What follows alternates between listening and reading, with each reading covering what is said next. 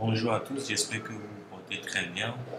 Alors ce matin, on va débuter avec l'analyse économique. On a plusieurs annonces économiques dans cette semaine et ce sont des annonces économiques majorité sur le Forex. Si vous êtes là pour la première fois sur notre chaîne YouTube, je vous prie de vous abonner et surtout activer la cloche de notification pour ne pas rater les prochaines vidéos. Alors aujourd'hui, nous allons parler d'économie, nous allons parler de la partie fondamentale des marchés. Ensuite, nous irons sur les graphiques histoire de peaufiner un peu l'analyse technique pour voir les perspectives et les prévisions qu'on pourrait avoir dans la semaine actuelle. Cette semaine, comme vous le remarquez, nous avons énormément d'annonces économiques. Ce matin, lundi 12 décembre, vous avez plusieurs annonces économiques indiquant la production, l'évolution de la production intérieure brute au niveau de la Grande-Bretagne. Et les annonces ont été passées vers 8 heures GMT plus 1, où nous avons eu beaucoup de chiffres positifs en faveur donc de la Grande-Bretagne. Cela signifie que toute cette semaine, nous aurons des statistiques assez intéressantes puisque l'évolution de l'économie serait intéressante au niveau de la Grande-Bretagne. Si vous avez des PIB qui sont assez positifs, ça veut dire que l'évaluation des entreprises va être beaucoup plus positive également. C'est-à-dire que vous aurez des entreprises qui fonctionneront très bien. L'activité économique qui a pris un peu de l'envol, ça c'est assez intéressant parce qu'il y a quelques mois, on n'était pas dans ce contexte-là. Donc c'est assez positif pour la livre sterling cette semaine.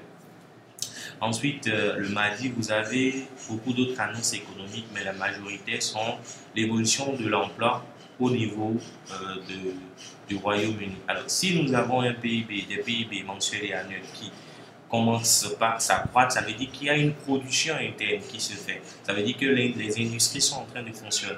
Du coup, on estime que si on a une augmentation de 0,5% du PIB dans le mois de novembre, ça veut dire que l'évolution de l'emploi dans le monde, dans le mois de novembre serait assez intéressante parce que les industries ont dû travailler, donc forcément, on aurait donc une évolution de l'emploi assez significative. Donc ici, par exemple, moi j'estime qu'on aurait probablement demain des valeurs, des chiffres qui seraient beaucoup plus supérieurs par rapport à la prévision. Donc très positif pour la livre sterling. Ensuite, vous avez l'IPC en Allemagne pour évaluer l'inflation, comment l'inflation est en train d'évoluer au niveau de la zone allemande, donc de façon annuelle. On est en train d'avoir une prévision de 10%, or le précédent reste à 10%. Donc l'inflation n'a pas si tant évolué, on est en train de stagner. Alors, va savoir, demain on saura réellement les chiffres réels parce qu'on pourrait bien sûr, vu le contexte économique et les nombreux problèmes que la zone euro est en train de rencontrer depuis au moins 2 mois. Alors je pense qu'on aurait des chiffres, soit ça va se maintenir aux alentours des 10%, l'inflation, soit on aurait une élévation assez très infime quand même de la valeur de l'inflation. Ensuite, en fin de journée du mardi, vous avez l'IPC Core, l'IPC mensuel, l'IPC annuel au niveau des USA. Cela va nous permettre d'apprécier si réellement l'inflation est en train d'être endiguée, en train d'être totalement contrôlée aux USA. Ça va nous permettre d'apprécier la santé économique des USA. Et ça va être un paramètre déterminant pour la croissance donc, de l'industrie, des industries au niveau des États-Unis. Et ce serait favorable par rapport au dollar américain qui va plutôt prendre un peu de l'élan donc, dans la journée de demain. Les prévisions, on a des estimations très positives par rapport au dollar. Donc, on aura probablement des valeurs, des valeurs au-dessous donc des précédentes valeurs. C'est-à-dire qu'on a eu un IPC annuel au niveau des 7,7% le mois précédent et donc ce mois de 0,4% par contre le mois précédent. Et ce mois, on a des prévisions vers les 0,3%. Donc logiquement, on a une baisse de l'inflation. Cela va impacter donc l'inflation sur le plan annuel aux USA, ce qui fera probablement une baisse de 0,4%. Et ça, c'est intéressant. Très positif pour le dollar américain. Ensuite, le mercredi, vous avez également vous avez des annonces très intéressantes. On a l'IPC de façon annuelle au niveau de la Ligue sterling, donc des Royaumes-Unis, où on estime qu'on aurait une baisse. Alors, une baisse, ça va être super intéressant. Hein. Ça va être super intéressant. La baisse, ça va être super intéressant de 0,2% de l'inflation. Alors là, une baisse comme ça, ce serait vraiment intéressant pour permettre aux investisseurs de pouvoir racheter des liquidités sur des zones de support. Et là, ça va être intéressant pour permettre à la Ligue sterling de prendre un peu de l'élan vu les nombreuses périodes de baisse qu'on a eues les derniers mois. Ensuite, en fin de journée, vous avez l'annonce économique tant attendue. Donc, on parlera du FOMC, la décision de la Fed, donc de la Réserve fédérale des États-Unis, sur les taux d'intérêt, où on estime que on aurait probablement une hausse de 50 points de base, donc de 0,5% par rapport au taux d'intérêt du mois précédent. Donc, la politique d'augmentation des taux, histoire de contenir l'inflation, est en train d'évoluer, quoique on n'a pas prévu une diminution des taux cette année. Le président Jérôme Powell a insisté là-dessus, donc le gouverneur plutôt Jérôme Powell a insisté là-dessus. On n'aurait pas de baisse des taux d'intérêt aux USA pour l'année 2022, probablement dans 2023, mais il va falloir patienter parce que même la diminution des taux va se faire sur du long terme, donc de façon progressive. On n'aura pas une diminution brusque des taux d'intérêt parce qu'il faudra contenir et s'assurer que réellement l'inflation soit contenue dans une fourchette donnée. Bien, alors, ensuite, on ira vers le jeudi. Le jeudi, vous avez la décision de la Banque nationale de Suisse sur les taux d'intérêt, où on estime également qu'on aurait une augmentation de 50 points de base. Ça va être super intéressant. Toujours dans l'optique de réguler l'inflation et de permettre une stabilité économique dans la zone euro. Alors, enfin, la même journée, vous avez la décision de la BOE, donc de la Banque d'Angleterre sur les taux d'intérêt. Également, ils sont en train de prévoir une augmentation de 50 points de base. Ça va être super intéressant puisque, vu les contextes d'inflation où on est en train d'estimer la baisse de l'inflation au niveau de la Grande-Bretagne, d'accord? Alors cela sous-entend que l'augmentation des taux, même si ça a été timidement orchestré durant les mois précédents, par contre, cela a un effet bien sûr évident sur l'ensemble du marché. Donc, les choses sont en train d'être évoluées, mais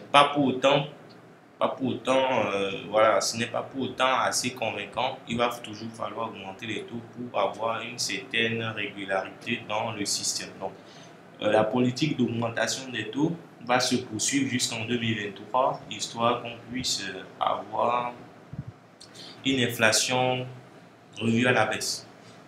On continue avec la Banque centrale européenne qui prévoit également une augmentation de 50 points de base de ses taux de facilité de prêt.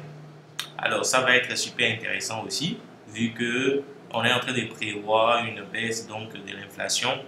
Donc la politique est en train de se resserrer, l'augmentation des taux ça se poursuit. Voilà. Vous avez une augmentation de 50 points de base également pour les taux d'intérêt général. Et donc, les taux de facilité de dépôt également, une augmentation de 50 points de base. C'est super intéressant, très intéressant. Et jeudi, toujours en fin de journée, vous avez dans l'après-midi, on a les inscriptions hebdomadaires au chômage aux USA. Des chiffres super intéressants qui vont donc vraiment nous permettre d'apprécier le mois prochain l'évolution de l'emploi au niveau des États-Unis. Ensuite, le vendredi, on a les PMI composites. Donc, et ensuite, l'IPC annuel, c'est des chiffres très importants qu'on va devoir surveiller, soit d'apprécier la santé économique de la livre sterling et de l'euro. Donc, la semaine-ci est une semaine très minée. Il va vraiment falloir faire super attention sur l'ensemble des marchés, histoire de ne pas aller contre tendance et surtout profiter des dynamiques. Alors là, on ira sur le graphique, histoire de comprendre les mécanismes qui se produisent, comment on va pouvoir profiter de l'ensemble des marchés sans pour autant aller dans les contresens. On est sur l'indice du dollar américain. Vous pouvez remarquer qu'on est sur des supports, on est sur des supports hebdomadaires et donc possibilité d'avoir des reprises de hausse au niveau du dollar américain. On a des possibilités. On ne peut pas aller estimer ici que on aura une continuité de la baisse puisque justement on est sur un niveau de prise de profit des vendeurs et donc un potentiel niveau de reprise de la hausse. Il faut avoir plutôt donc des prévisions à la hausse pour le dollar américain. Alors, l'euro USD. L'euro USD est actuellement dans une période de hausse assez intéressante. Par contre, la hausse pourrait être retardée un peu puisqu'on a de plus en plus de contraction au niveau de l'évolution du prix. On pourrait avoir donc une reprise de baisse, donc une correction significative vers des zones assez intéressantes comme les 1.005 pour permettre quand même au prix de respirer un moment. Et si potentiellement on veut avoir une nouvelle tendance de fond à la hausse, le marché va pouvoir redémarrer sa tendance. Mais pour le moment, moi j'estime que on doit avoir une correction de fond histoire de permettre à tout ce mouvement-là de respirer. Alors, le GBP USD. GBP USD également, même prévision comme l'euro USD. On est dans des canaux très serrés. On est sous des zones de résistance super intéressantes. Des zones majeures, par contre, des zones institutionnelles où on a déjà des rejets ici, par contre. Donc, il y a de très fortes possibilités que le marché puisse être rejeté violemment à la baisse par rapport aux annonces économiques que nous avons dans cette semaine, afin de déterminer des points d'achat conséquents pour les investisseurs. On a de très beaux niveaux institutionnels ici, par exemple, où les investisseurs peuvent venir chercher donc des liquidités afin d'induire de belles perspectives de bourse. Voilà. Par contre, si le marché continuait sa hausse, on irait chercher donc des zones supérieures telles que des points de contact de cette trendline haussière. Ensuite, voilà, pourquoi pas finir avec une correction, ce serait super intéressant. Alors, l'AUD-USD, on est toujours dans une configuration d'accumulation de prix avec des hauts de plus en plus hauts, des bas de plus en plus hauts également. Il faut plutôt être haussier ici jusqu'à preuve du contraire. Il faut être haussier, patienter jusqu'à ce que le marché puisse nous offrir des possibilités de reprendre une certaine baisse. Et là, on va pouvoir en profiter. Sinon, pour le moment, à chaque fois que le marché viendra chercher les supports dynamiques de hausse ici, il est évident de chercher plutôt des signaux d'achat.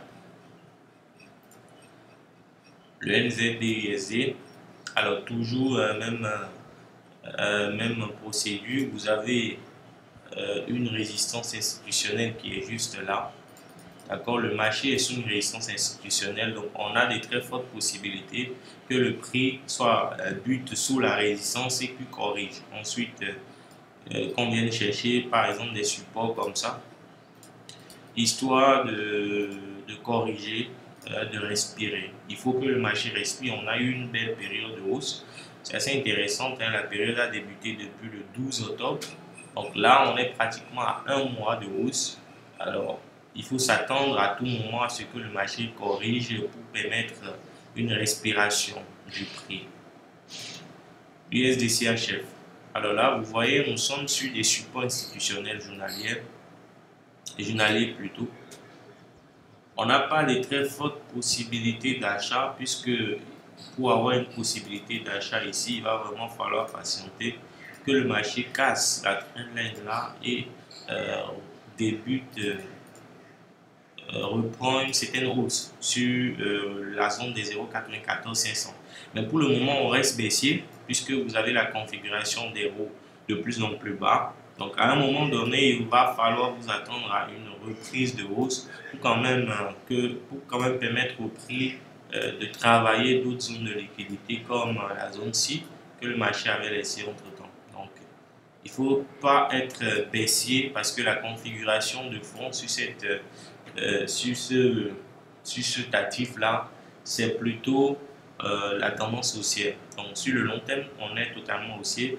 Donc il faut profiter des opportunités de hausse tant qu'on en a. Et là, on a des possibilités d'avoir des hausses ici. Il va falloir simplement patienter. Sinon, pour le moment, voilà, il n'y a rien à faire. Alors, USDK, nous sommes sur des opportunités, une opportunité d'achat. USDK, nous sommes sur une opportunité d'achat super intéressante. Alors, vous avez votre flag de pattern ici qui a été brisé à la hausse. Donc, il y a une invalidation claire et nette donc, de notre flag pattern combiné avec l'invalidation de la bearish liquidity trend qui a été brisée à la hausse justement. Voilà, donc c'était un signal fort pour dire que le marché ici ne partait pas à la baisse. Donc il y a également l'annonce fondamentale sur la diminution, donc la réduction du prix du pétrole qui nous a permis de consolider ou bien de confirmer plutôt nos prévisions de hausse au-dessus des niveaux des 1,35, ce qui nous permet donc actuellement de pouvoir profiter d'une belle hausse. Voilà. Et là, on est environ à 100 pips de profit. On a les objectifs ici, hein, comme les 1,38 et les 1,39,500. L'Eurocard est dans une configuration très haussière. Voilà, super haussière. Là, c'est en train de superformer. Il ne faut pas du tout prévoir des prévisions, en fait des prévisions de baisse ici, pas du tout. Il faut rester dans la logique de la hausse. Tant que le marché n'arrive pas à se stabiliser, ici on ne peut rien faire. Voilà, il faut juste patienter parce qu'on est dans une dynamique super haussière. Alors le GBP JPY, là on est sur une opportunité d'achat. Vous voyez, avec nous on est dans une opportunité d'achat. Cette trendline a été brisée. Et puis vous avez le BOS là. On est sur une zone de liquidité évidente. Donc, il y a de très fortes possibilités qu'on aille chercher des résistances comme les 1,169 après qu'on aille chercher beaucoup plus loin. Voilà. Euro JPY également, nous sommes sur une opportunité super intéressante. Vous pouvez remarquer qu'on a pris deux achats. On a pris deux achats dans le troisième point de contact, donc du canal aussi en cours. Et dans une configuration plutôt de hausse, voilà, super intéressant comme setup. On est avec deux entrées, on a deux entrées ici, et donc on est en train de profiter donc de ce merveilleux trade là. Et enfin, vous avez l'euro NZD où nous ne voyons pratiquement rien. Vous ne pouvez pas acheter ici non plus parce qu'on est dans une configuration de baisse et vous ne pouvez pas vendre non plus parce que vous êtes totalement en retard dans le mouvement. Donc, il faut à coup sûr patienter. Si réellement le marché veut continuer une baisse, alors il va vraiment falloir patienter une belle correction. Pourquoi pas, le marché viendra chercher la moyenne mobile avant d'orchestrer ou bien de déclencher un beau mouvement de vente quelque part ici. Voilà. Nous allons plutôt patienter des prévisions similaires, pareil, pour optimiser nos entrées et surtout optimiser notre stratégie. Il ne faut pas aller en besogne et commencer par chercher des opportunités à la compte sur des mouvements pareils. Ensuite, enfin, vous avez l'euro haut. Voilà, on est dans une configuration totalement haussière. Vous avez des hauts de plus en plus hauts, des bas de plus en plus hauts. On est par contre actuellement dans une période d'accumulation, une période de range, une période où il n'y a pas grande opportunité et on est en train d'accumuler, le prix est en train de s'accumuler quelque part. Par contre, vous avez des possibilités d'opportunités. Vous avez des opportunités ici, par exemple, comme je l'ai notifié. Ici, on a des opportunités super intéressantes. Alors là, vous avez une trendline haussière qui a été brisée. On a un semblant de TE, donc épaule-tête-épaule, épaule-tête-épaule qui a été brisée. Là, c'est une correction qui vient de s'achever. Et du coup, vous pouvez chercher déjà là une opportunité de vente. On a déjà 4 trades ou 3 trades en cours, donc je ne vais pas chercher une opportunité de vente dans un mouvement haussier. Parce qu'il y a de très fortes possibilités qu'on puisse invalider ce mouvement à partir de cette zone-là. Vous voyez? Donc, le marché peut venir là et ensuite casser totalement cette zone-ci, voilà, et ensuite repartir. Il y a de très fortes possibilités qu'on ait une invalidation pareille dans ce mouvement-là. Donc, ce n'est pas évident de chercher des signaux vendeurs là. C'est extrêmement risqué. Moi, je vais plutôt patienter pour chercher des signaux d'achat quelque part ici, là, pour confirmer la tendance de fond et profiter d'une dynamique de fond. Là, ça va être super intéressant. Voilà. Enfin, vous avez l'or. L'or qui est dans une configuration super haussière. L'or qui est en train d'être bloqué sous les 1800. On a totalement bloqué sous les 1800 depuis un bon moment. Et là, il y a le canal haussier qui est en train d'être brisé. Voilà. Donc, vous avez des possibilités de shorter. Vous avez une belle accumulation ici. C'est une belle période d'accumulation. Donc là, on a des possibilités pour moi de venir chercher des supports pareils. Donc, je vais essayer de dessiner ces supports. Voilà, vous avez des possibilités de venir chercher ces supports ou moins. Vous avez une belle période d'accumulation quelque part là. Quand vous prenez cette zone, ça c'est une belle période d'accumulation. Super période d'accumulation qui a permis au prix donc de pouvoir préparer une certaine baisse potentielle à ce que moi je vois. Donc on pourrait revenir chercher ce support, le support des 1755 sur l'or. Si vous êtes trader et que vous tradez uniquement l'or, alors vous avez de très fortes chances de pouvoir profiter d'une belle baisse sur l'or pendant cette semaine avec les décisions de la FOMC sur les taux d'intérêt, l'évolution de l'emploi. J'ai ça avec surtout l'évolution de l'inflation, les chiffres que nous aurons au niveau de cette semaine-là. On a de fortes possibilités de chercher des niveaux supérieurs et inférieurs comme 1750. Ensuite, pourquoi pas chercher les niveaux-ci, sur l'or. Voilà. Et ensuite, aller chercher très bas. Voilà. Donc, on a des possibilités comme ça pour le mois de décembre. Ça va être super intéressant de profiter de tout ça pendant ce mois-ci. Voilà. On est à la fin de cette séance. Si vous êtes toujours pour la première fois sur la chaîne, je vous prie de vous abonner parce qu'il y aura des vidéos similaires, des vidéos pareilles pour vous montrer l'importance de l'analyse fondamentale dans la détermination des opportunités techniques. C'est super intéressant. C'est Johannes Goudou, CEO de Kick Market, et on se dit à la prochaine.